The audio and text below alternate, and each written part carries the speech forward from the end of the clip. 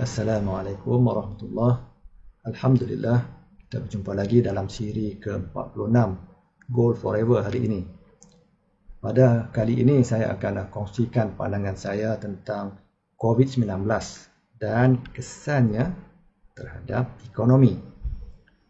Baik, kita tahu bahawa ekonomi dunia jatuh merudum pada Mac-April tahun 2020 yang lepas, kesan daripada lockdown.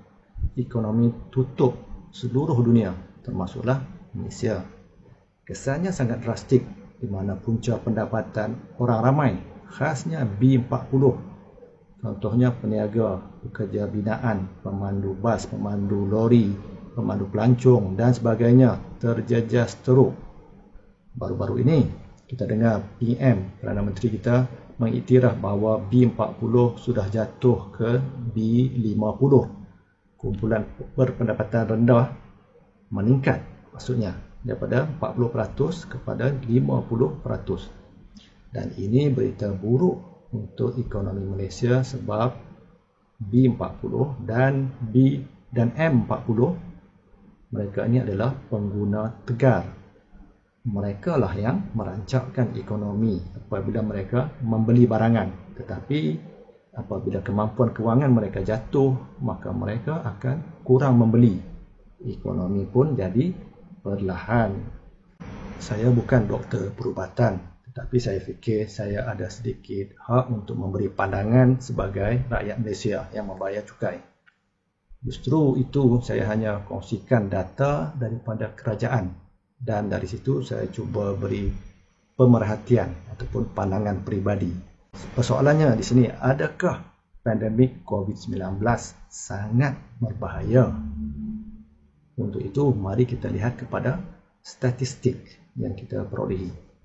Kita fokus kepada angka kematian sahaja. Skop kita, angka kematian. Sebab itu adalah salah satu petunjuk sama ada sesuatu itu tahap bahaya ataupun tidak. Menurut laman sesawang DOSM, Department of Statistics Malaysia, data yang saya ambil, pada tahun 2019 seramai 172,000 rakyat Malaysia yang mati di atas pelbagai sebab. Setakat ini data 2020 belum dikemas kini, so belum ada. Kita cuma ada 2019. Daripada jumlah itu 172,000 tersebut, lebih 16,000 mati akibat penyakit jantung yang merupakan penyebab utama kematian, khasnya dalam kalangan golongan lelaki di Malaysia. Jom kita bandingkan kematian akibat COVID-19 untuk satu tempoh yang sama, iaitu setahun juga. Baik, selepas setahun, kematian oleh sebab COVID-19 yang dicatatkan adalah 1,249. 1,249. Dan kita lihat kes sembuh adalah 323,000 yang telah sembuh tanpa vaksin pun. Jadi jika ditanya adakah COVID-19 adalah satu pandemik, saya fikir ya, kerana ia tersebar dengan cepat ke seluruh dunia. Tetapi jika ditanya soalan yang kedua, adakah ianya berbahaya, saya berfikir dua kali. Bandingkan 1,249 yang meninggal akibat COVID-19 dengan penyakit jantung lebih 16,000 setahun. Itu penyakit jantung saja, belum masuk kencing manis dan penyakit-penyakit lain, dan begitu juga yang meninggal ataupun terkorban di jalan-jalan raya, puluhan ribu setahun. Jadi saya biarkan kepada anda semua untuk membuat kesimpulan sendiri berdasarkan angka kematian yang sangat rendah ini, iaitu kurang daripada 1% setelah setahun berlalu. Dan kalau kita lihat, majoriti mereka yang meninggal ini juga adalah golongan yang mempunyai penyakit-penyakit yang kronik seperti kencing manis, darah tinggi dan sebagainya.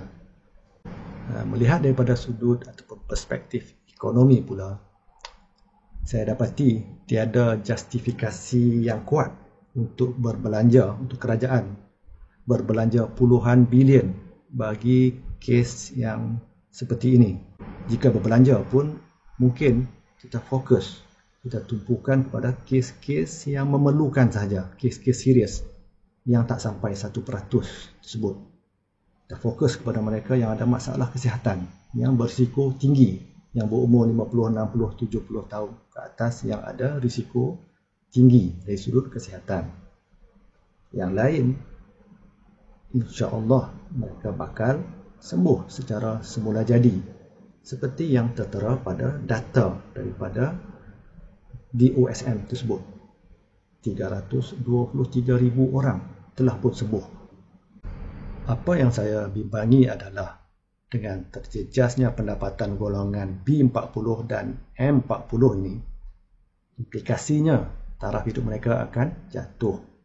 Termasuklah tahap kesihatan apabila mereka kurang mampu untuk membeli makanan yang sesuai lagi berkhasiat akibat kekangan kewangan yang mereka hadapi.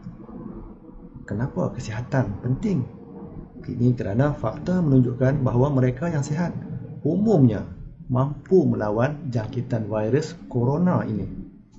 Terima kasih kerana mengikuti perkongsian saya pada kali ini. Di penghujung video ini juga saya ada sertakan beberapa maklumat untuk bacaan semua. InsyaAllah kita berjumpa lagi di siri yang akan datang. Assalamualaikum warahmatullahi wabarakatuh.